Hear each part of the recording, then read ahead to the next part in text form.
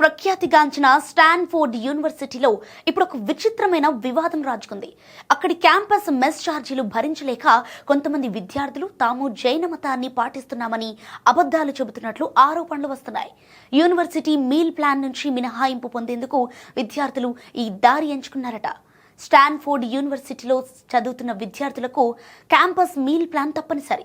దీనికోసం ఏడాదికి సుమారు $7,944 అంటే మన కరెన్సీలో దాదాపు 6.5 లక్షల రూపాయలు చెల్లించాల్సి ఉంటుంది. ఇంత భారీ మొత్తం చెల్లించటం ఇష్టం లేని కొందరు విద్యార్థులు యూనివర్సిటీ నిబంధనల్లో ఉన్న లొసుగులను వాడుకుంటున్నారు. జైన మతాన్ని పాటించే వారికి వారి ఆహార నియమాల దృష్ట్యా క్యాంపస్ భోజన పథకం నుంచి మినహాయింపు ఇస్తారు. ఎందుకంటే జైనులు మాంసాహారంతో పాటు ఉల్లి, వెల్లుల్లి, బంగాళాదుంపలు వంటి భూమిలో పండే కూరగాయలను కూడా తినరు.